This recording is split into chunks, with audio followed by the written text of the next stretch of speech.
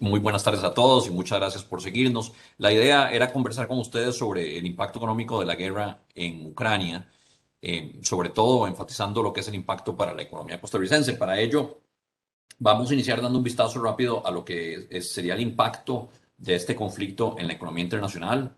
Luego pasaríamos al impacto previsto en la economía costarricense y aterrizamos finalmente con un resumen de la situación económica actual en Costa Rica, las perspectivas y cuáles serían las respuestas de política para enfrentar el impacto económico de esta conflagración, de este conflicto bélico.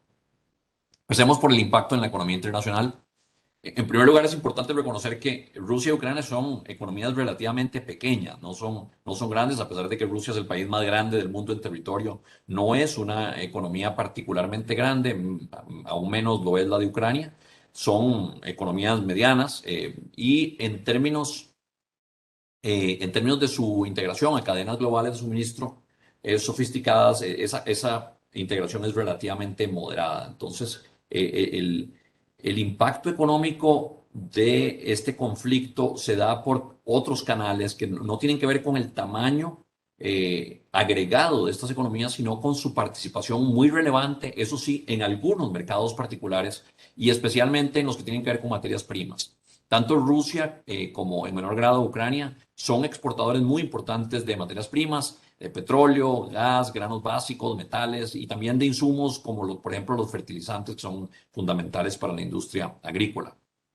De manera que el impacto más importante del conflicto bélico entre Rusia y Ucrania vendría dado por las disrupciones directas a la producción que la guerra está produciendo y podría producir, por las sanciones que, por ejemplo, los países occidentales han impuesto ya sobre Rusia y por las mismas respuestas que muchas empresas, muchas compañías occidentales ya están empezando a dar en términos de evitar las compras a proveedores de Rusia, como una especie de respuesta moral ante el riesgo reputacional que ellas ven, me refiero a esas empresas del occidente, por interactuar, por comerciar con proveedores de Rusia. De manera que por esa vía se darían impactos en los mercados internacionales, particularmente en los de materias primas.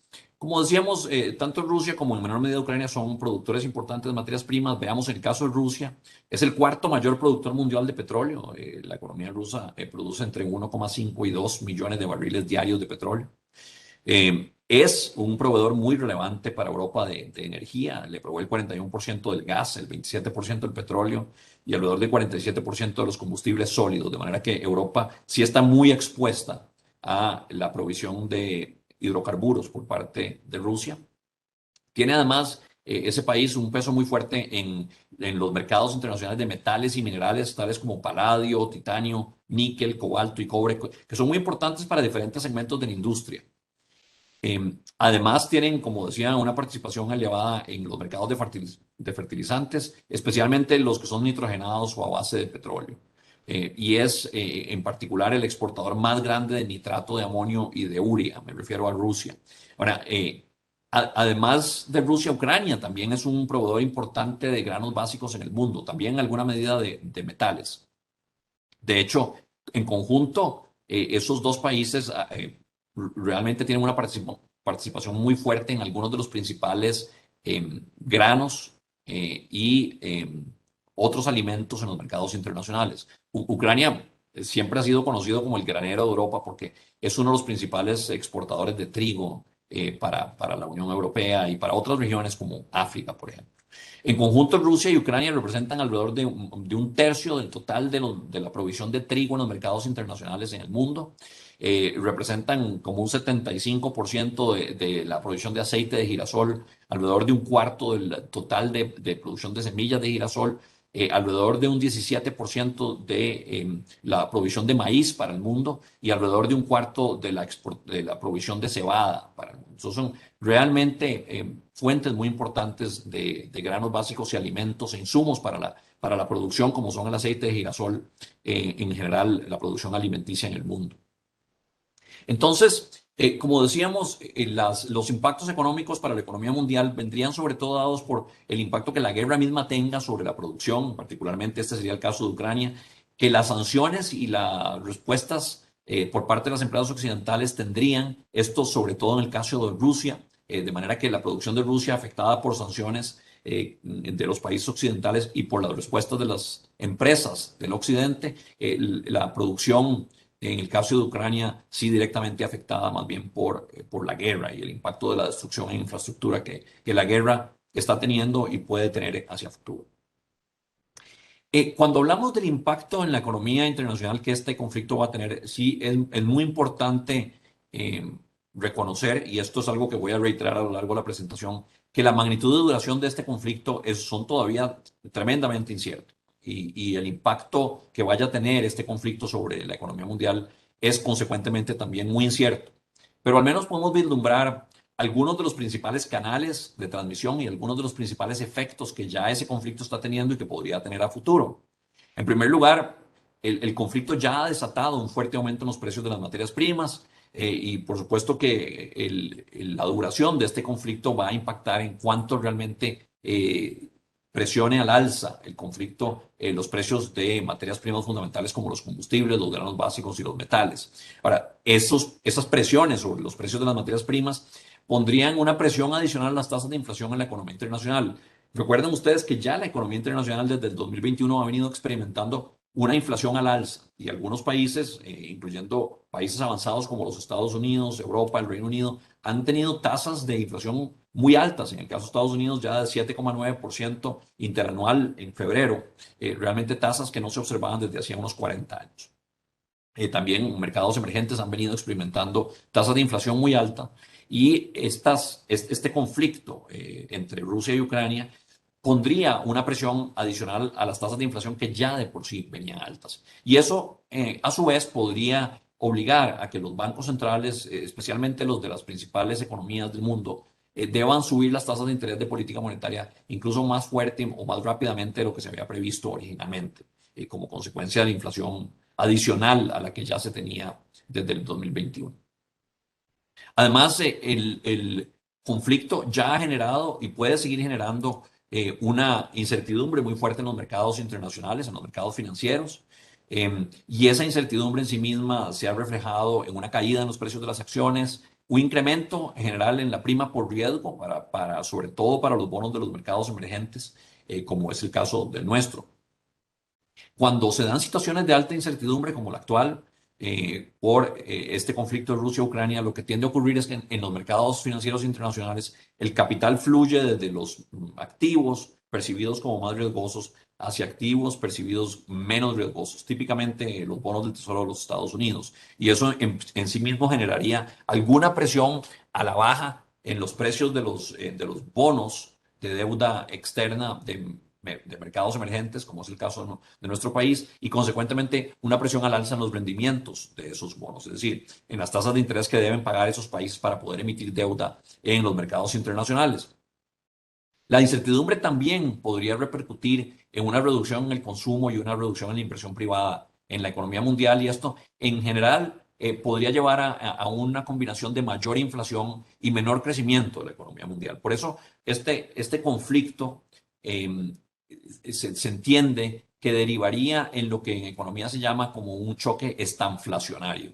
Estanflacionario porque lleva, por un lado, a presiones al alza en la inflación y por otro lado, una especie de estancamiento o fuerza recesiva sobre la economía mundial, es decir, a un menor crecimiento de la economía mundial. Y ese es básicamente el impacto que se esperaría a nivel agregado. Ahora veamos que ya los mercados han venido reaccionando, los mercados internacionales de materias primas, por ejemplo, con el inicio de la invasión de Rusia, que se da el día 24 de febrero, se disparan los precios del petróleo, aunque se han venido corrigiendo más recientemente los precios del petróleo y ya no se encuentran tan distantes del punto inicial antes de la invasión de Rusia a Ucrania, porque los mercados han venido tranquilizándose, particularmente el mercado del petróleo, como consecuencia de las perspectivas de que haya una salida negociada al conflicto entre Rusia y Ucrania. Como ustedes sabrán, hay conversaciones entre ambos países y hay algunos participantes en los mercados internacionales que esperan que como consecuencia de estas negociaciones surja un arreglo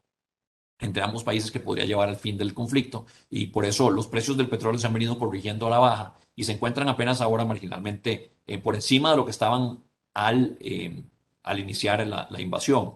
Eh, Patrones similares de aumento muy vertiginoso y alguna corrección se ha dado también en los mercados del trigo, del acero y del hierro, aunque en el caso del hierro sí ha seguido subiendo, pero venía básicamente recuperando un terreno que había perdido pocas semanas antes de la invasión de Rusia a Ucrania. En general, lo que hemos visto es una presión al alza sobre los precios de las materias primas, pero con una moderación en días recientes por las mejores expectativas de que se dé una solución negociada al conflicto entre Rusia y Ucrania. En los mercados internacionales, en los mercados financieros internacionales, se ha visto en general una caída en los índices accionarios como consecuencia de la incertidumbre, el vuelo hacia activos de menos riesgo, típicamente los bonos del tesoro. Entonces, eso pone una presión a la baja en los precios de las acciones. Los índices accionarios han caído en muchas partes del mundo, pero sobre todo en Europa, que como veíamos es la región más expuesta a la provisión de materias primas por parte de Rusia y Ucrania, particularmente en el caso de los hidrocarburos, pero también vemos aquí la caída fuerte en el mercado accionario en Rusia, en el MOEX, que es el mercado accionario de Rusia. Hemos visto también un incremento importante desde la invasión en el nivel de incertidumbre en los mercados financieros internacionales. Aquí está el nivel de incertidumbre medido por el VIX, que es un índice de incertidumbre que se calcula a partir de la incertidumbre implícita en los precios de las opciones sobre acciones en mercados internacionales. Entonces, es básicamente un índice que se deriva de mercados de derivados accionarios que tienen implícita una valoración de la incertidumbre y esa incertidumbre se extrae a partir de fórmulas matemáticas y se calcula con base en ello este índice que se llama el VIX. En ese índice, cuando tenemos valores superiores a 30, se estima que estamos en periodos de alta incertidumbre. Cuando tenemos valores por debajo de 20, se estima que estamos en momentos de baja incertidumbre.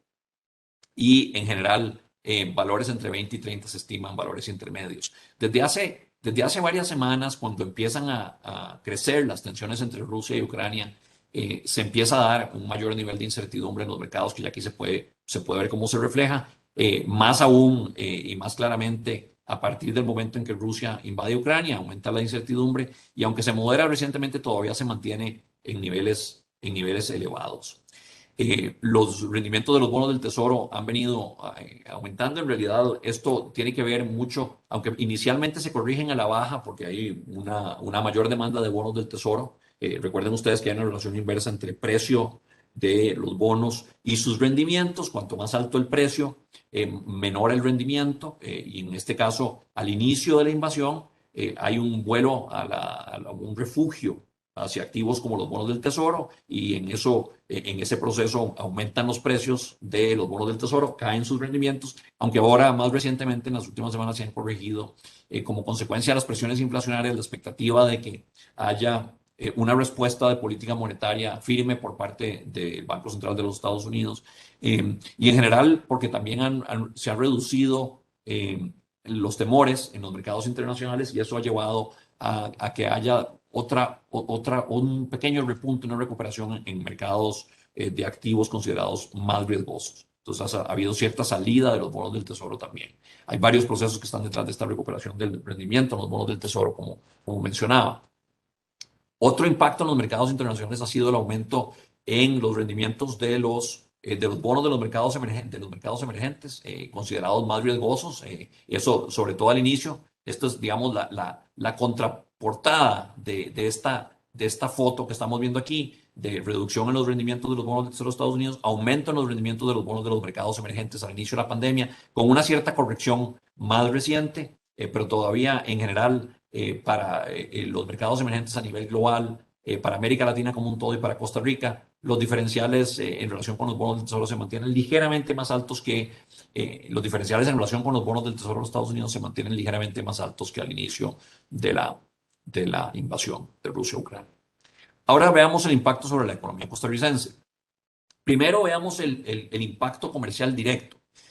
Rusia y Ucrania son socios comerciales de Costa Rica, pero no son socios muy grandes. En las exportaciones de bienes, ambos países pesan alrededor de un 0.4%. Sobre todo Costa Rica exporta frutas, tanto Rusia como Ucrania, banano y piña en particular, y otras frutas, legumbres, hortalizas. En general se trata de exportaciones agrícolas. Hay algo de exportaciones, en el caso de Rusia, de exportaciones manufacturadas, sobre todo de implementos médicos, pero fundamentalmente se trata de exportaciones de frutas, como pueden ver, y hortalizas, exportaciones agrícolas. Como pueden ver, los montos absolutos de exportaciones a esos dos países son relativamente bajas. Aquí estamos hablando de cifras del año 2021, montos de 36, 37 millones de dólares para el caso de Rusia, 16,5 millones de dólares para el caso del caso de Ucrania.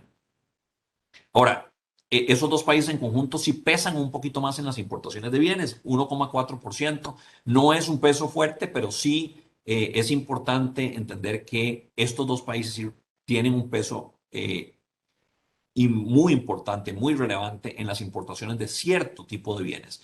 Particularmente en el caso de Rusia, de fertilizantes, Rusia, el 77% de las importaciones que vienen de Rusia está representado por sustancias químicas, abonos y otros productos de uso agropecuario.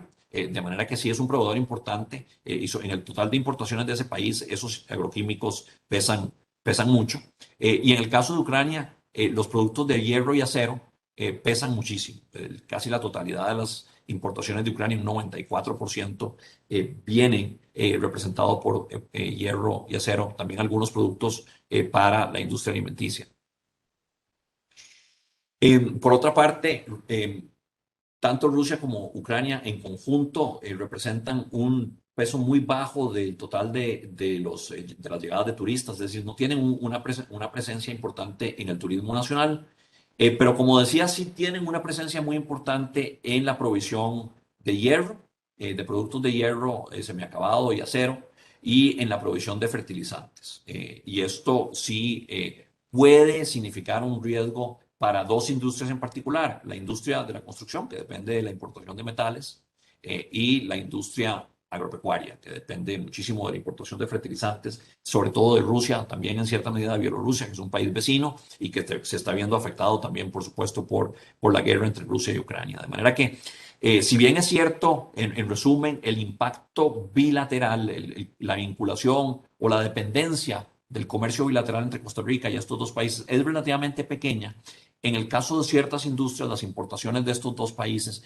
sí son importantes y podrían generar dolores de cabeza para algunos sectores de producción en Costa Rica, decíamos particularmente la construcción y el sector agropecuario. Ahora bien, a nivel agregado, ya no viendo la relación comercial directa entre Costa Rica y estos dos países, en el nivel agregado de impacto sobre la economía costarricense, podríamos hablar de dos canales de transmisión fundamentales de los impactos que se verían en la economía internacional a la economía nacional. En primer lugar, el canal comercial, es decir, lo que se da por vía del comercio exterior. Ahí, en primer lugar, y posiblemente el impacto más importante que tengamos, es una presión al alza en la inflación adicional a la que ya el país venía experimentando como consecuencia del alza en los precios de las materias primas internacionales en el año 2021, y en general el precio, el aumento en los precios de los bienes importados por nuestro país. Eso también exacerbado por los mayores costos de los fletes marítimos y el aumento en el tipo cambio.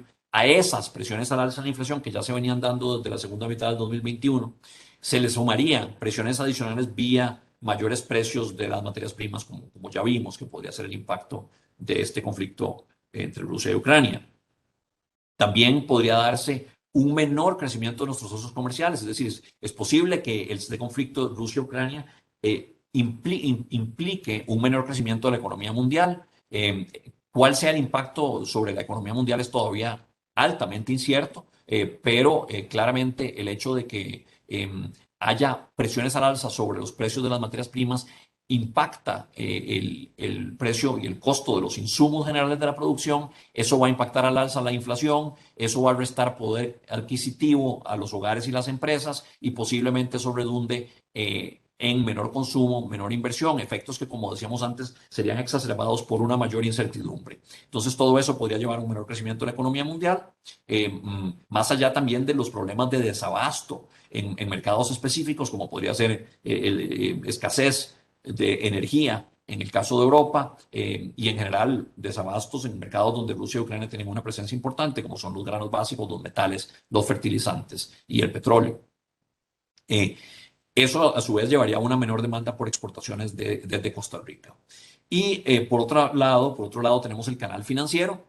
Ahí, como decíamos, en el contexto de los mercados financieros internacionales se podría dar un aumento en incertidumbre y en general mayores rendimientos exigidos a los activos de los mercados emergentes. Eso implicaría para nuestro país que enfrentemos condiciones financieras menos favorables en los mercados internacionales. Ahí no tanto porque estén aumentando las tasas de interés, eso ya de por sí se prevía, sino sobre todo porque se daría un aumento generalizado en la prima por riesgo para mercados emergentes como el nuestro, como consecuencia de la incertidumbre que se está introduciendo en los mercados financieros internacionales y que se refleja en ese aumento del índice VIX que ahora veíamos. Y en general, eso también podría transmitirse al mercado financiero local en condiciones financieras menos favorables en nuestros mercados. En conjunto, esos dos canales, el canal comercial y el canal financiero, implicarían que sobre nuestra economía podría haber presiones al alza sobre la inflación, sobre las tasas de interés y también sobre el tipo de cambio.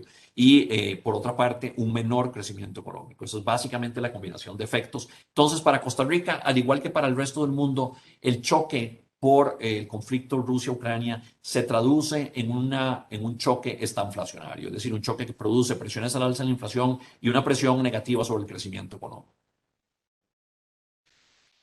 Veamos algunos efectos económicos particulares. Estudios del Banco Central sugieren que un aumento de 10 puntos porcentuales en el precio del petróleo podría llevar a un aumento de alrededor de un punto porcentual en la inflación. Es decir, si el precio del petróleo aumenta 10 puntos porcentuales, nuestra inflación podría subir en un punto porcentual.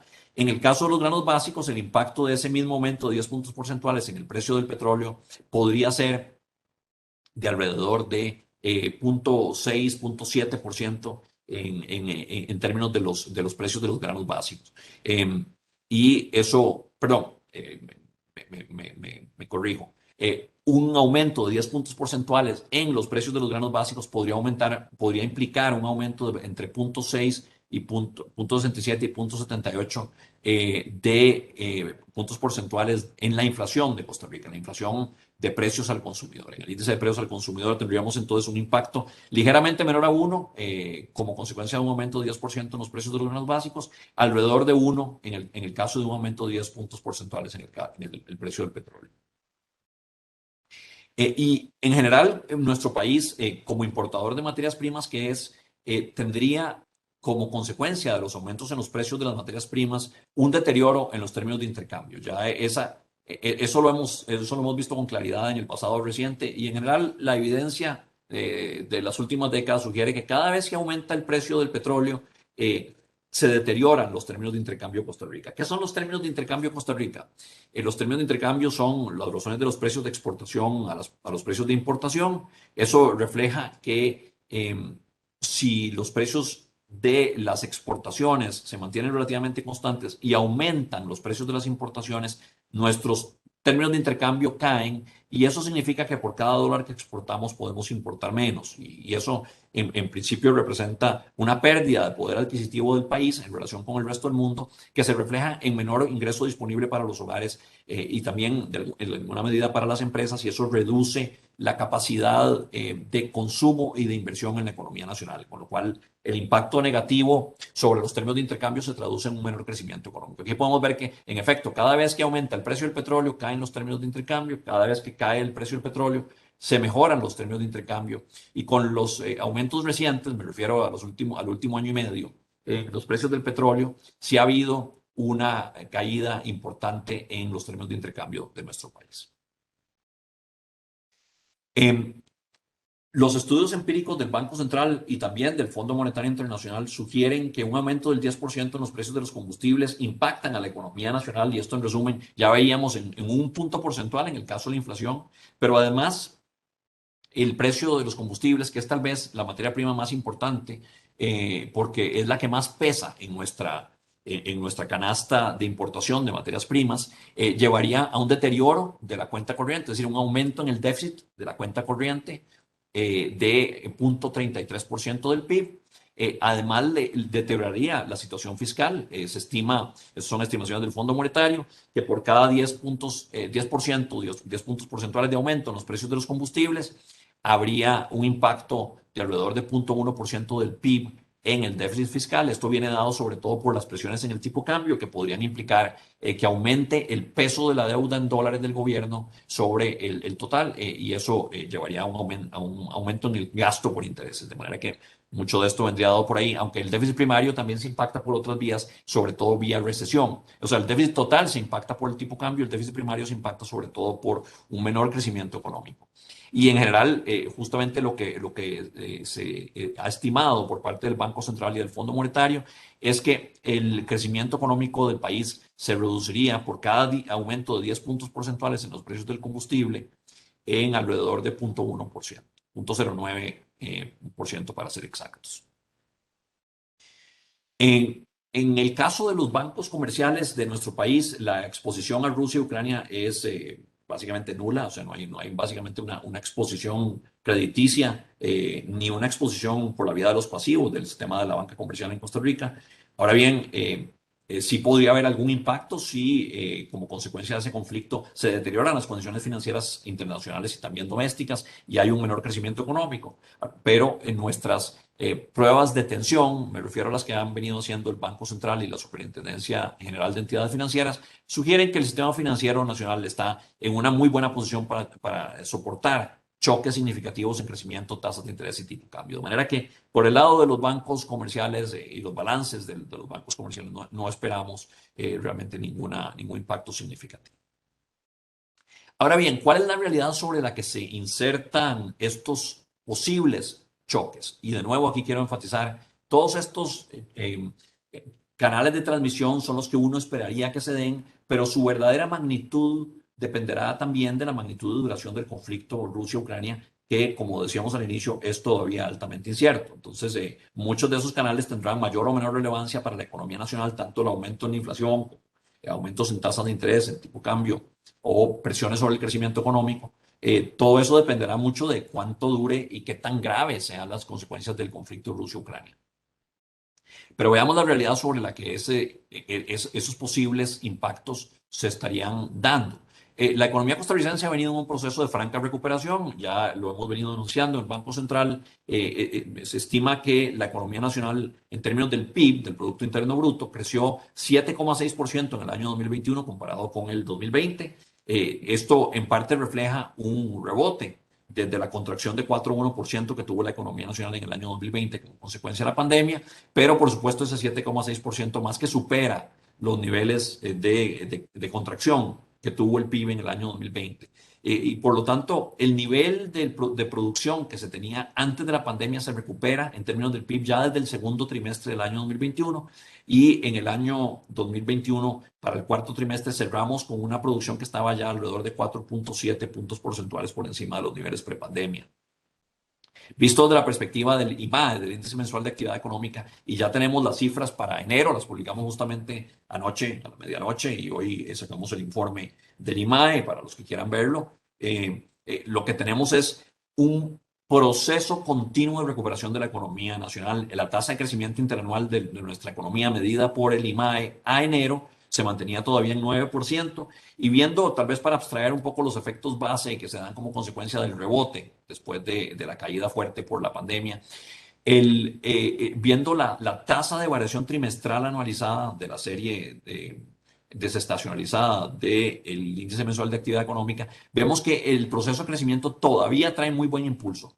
A enero, esa tasa de crecimiento de la serie, de la tasa de variación trimestral anualizada del IMAE, estaba en 5,7%. Es decir, el crecimiento económico de nuestro país trae buen impulso, trae buen momento.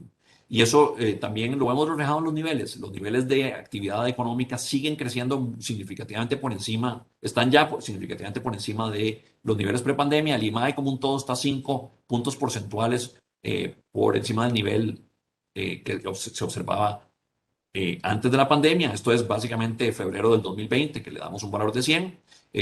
Ya estábamos en 105,1 para el IMAE como un todo, aunque con una clara diferencia entre el régimen definitivo y el régimen especial, esencialmente las zonas francas, estaba 30 puntos porcentuales por encima de los niveles prepandemia, un crecimiento espectacular en 2 años, desde que inicia la pandemia.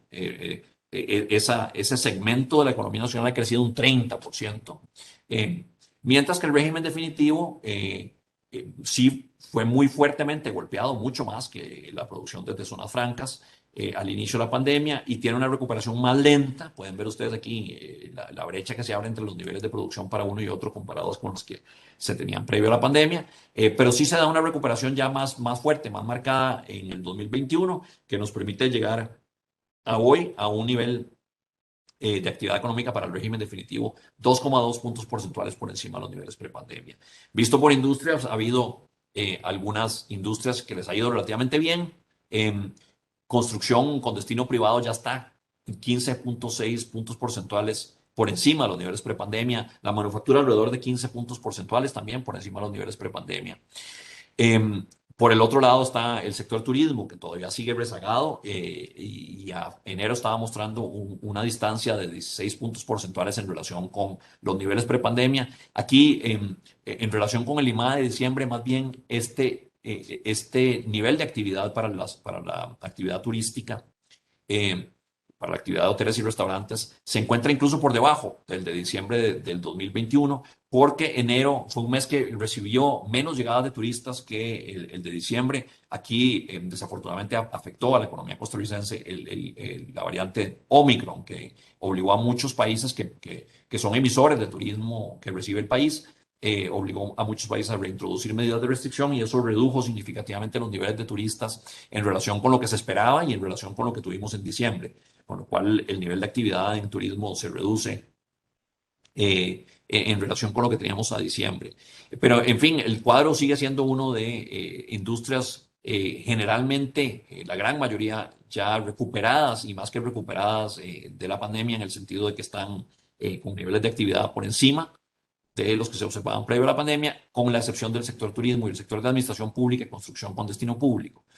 El sector agropecuario y el sector construcción, decíamos, son dos sectores que podrían verse afectados más directamente por el conflicto Rusia-Ucrania, más allá de los efectos agregados de mayor inflación y menor crecimiento económico que podría comportar este conflicto.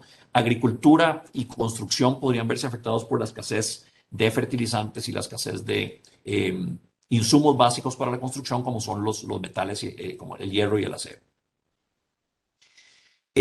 El otro tema fundamental en la evolución económica reciente de nuestro país es el aumento que ya se venía dando muy significativo en la inflación, sobre todo en los precios del productor. Aquí estamos viendo el índice de precios al productor de la manufactura, que mostraba una tasa de variación interanual ya casi 15% al mes de febrero. Realmente muy fuerte, y esto está reflejando sobre todo el aumento en los precios de las materias primas, que se traduce en mayores costos de los insumos para la producción nacional.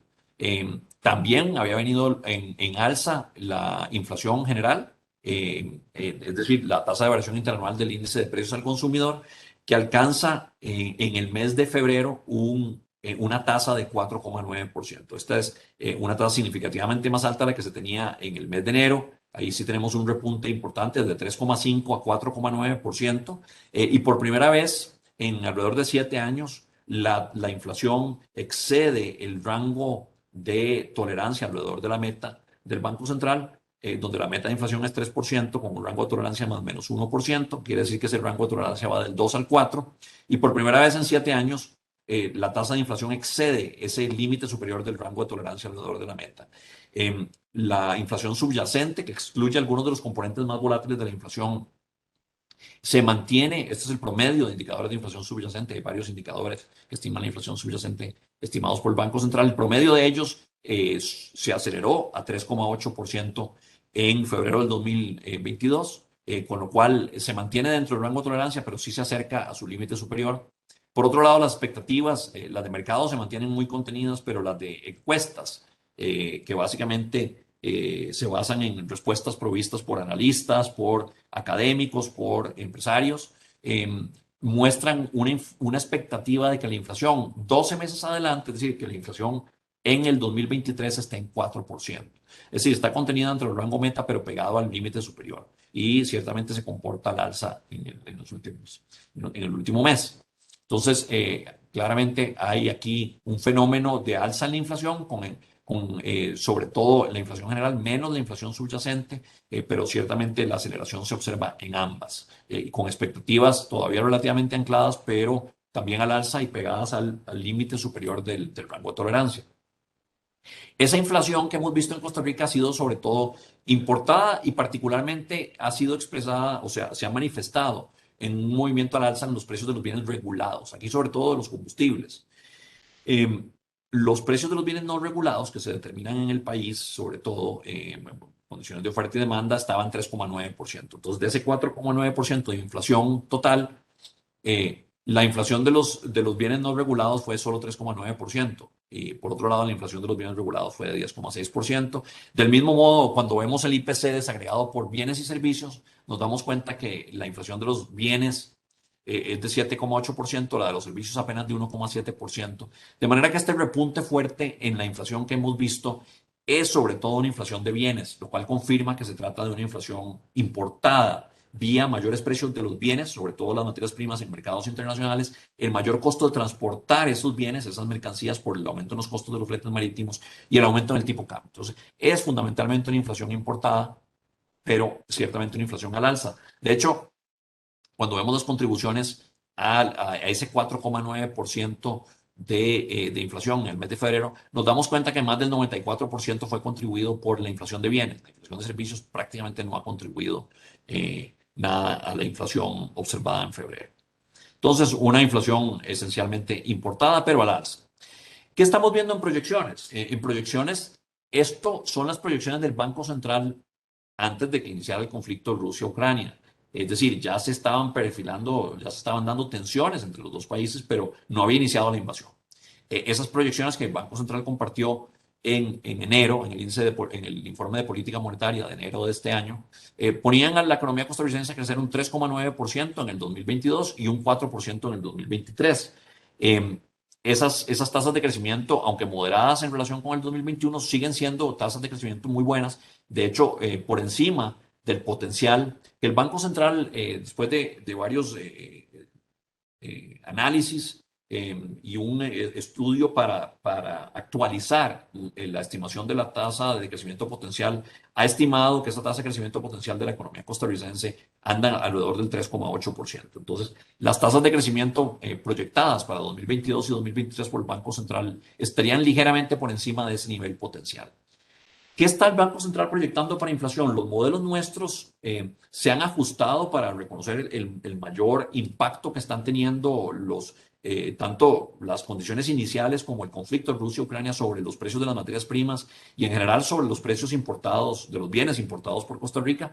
Y eso ha llevado a que obviamente el punto de inicio ya esté por encima del límite inferior, perdón, del límite superior del rango de tolerancia alrededor de la meta del Banco Central. Ya la inflación está hoy a 4,9% y en los modelos de pronóstico se prevé, los modelos de pronóstico del Banco Central, que la inflación siga aumentando en estos meses hasta llegar a algo así como 5,8% hacia junio de este año como consecuencia de esas presiones inflacionarias adicionales, particularmente por vía de mayores precios en materias primas. Y luego la inflación tiende a moderarse, pero se mantenga eh, eh, posiblemente incluso arriba del 5% en la mayor parte del 2022, siga cayendo y alcance ya el rango meta de inflación del Banco Central y converja hacia la meta de 3% hacia el final del año 2023. Esas son las proyecciones centrales para la inflación general. Para la inflación subyacente, el Banco Central sí está previendo que se mantenga la inflación subyacente dentro del rango meta, si bien cercano al límite superior de 4%, que se mantenga en un nivel contenido dentro del rango meta. Esto sugiere que mucho de esto que estamos viendo de alza, de pronósticos o de proyecciones al alza en la inflación general, tiene que ver justamente con componentes que se excluyen de la inflación subyacente y son fundamentalmente los combustibles y otras materias primas que se tienden a excluir porque son mucho más volátiles. El análisis de inflación subyacente, que lo que trata de medir son las condiciones subyacentes, de ahí su nombre, que pueden poner presión a la inflación en una forma más sostenida. los términos de intercambio y en general los precios de las materias primas en nuestro país tienden a ser relativamente volátiles y por eso los indicadores de inflación subyacente tratan de abstraer de esos componentes más volátiles y ver cuál es la tendencia subyacente. Pues la tendencia subyacente es que la inflación sí crezca, pero se mantenga dentro del rango de tolerancia de alrededor de la meta del Banco Central. En ese contexto, ¿cuáles son las acciones, cuáles son las respuestas de política que se están previendo? Por el lado del Banco Central, nosotros reafirmamos una vez más el compromiso firme que tenemos el compromiso firme que tenemos con la estabilidad de precios. Reafirmamos también nuestra meta de inflación definida en 3%, más o menos un punto porcentual, que es la banda de tolerancia o el rango de tolerancia alrededor de esa meta, es decir, un rango de tolerancia del 2 al 4%.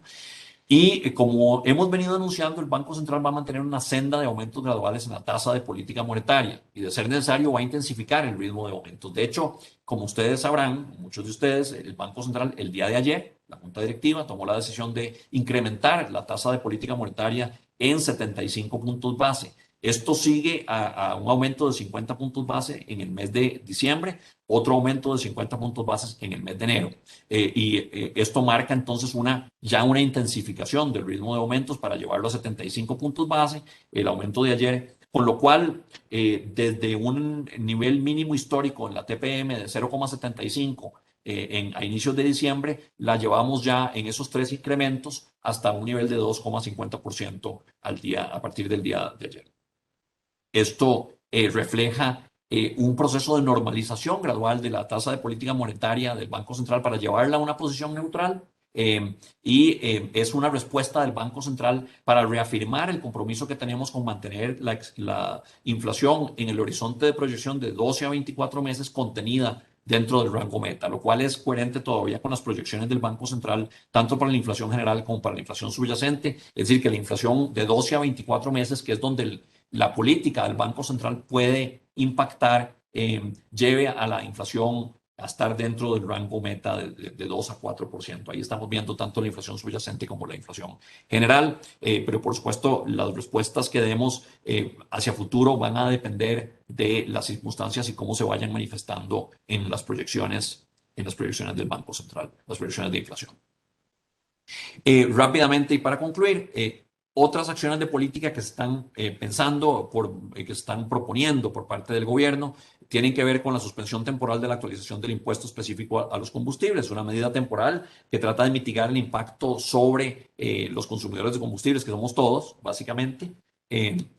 Luego, otro proyecto de ley que está planteando el gobierno es que se dé un crédito contra el impuesto sobre la renta por el gasto en impuesto a los combustibles. Es decir, cuando uno compra combustibles y gasta un monto específico, lo que se está proponiendo es que ese monto se pueda utilizar como un crédito contra el impuesto sobre la renta para las empresas del sector transporte, sobre todo el transporte público de pasajeros, también el transporte privado en algunos segmentos y el régimen especial agropecuario.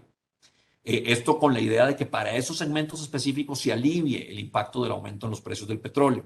También se están proponiendo ajustes en la fórmula para el cálculo del margen en los combustibles. Esto tendría que implementarse en conjunto o en coordinación con la ARECEP, pero eso también implicaría una mitigación del aumento en los precios del petróleo para los consumidores.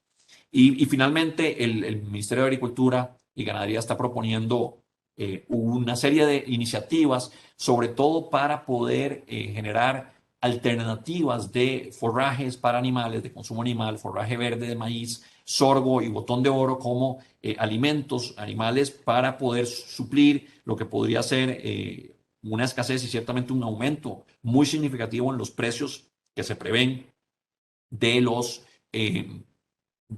concentrados y otros alimentos de consumo animal. De manera que sí, lo que se está tratando de hacer es mitigar el impacto que sobre el sector agropecuario tendría el aumento en los insumos, sobre todo los alimentos para animales. Esas son algunas de las iniciativas que se están proponiendo. Podría haber otras, pero por ahora esto es lo que el gobierno ha venido poniendo sobre la mesa y ciertamente esto complementa las respuestas de política que ya mencionaba que el Banco Central va a seguir dando. Y con eso concluyo. Muchísimas gracias de nuevo por su atención.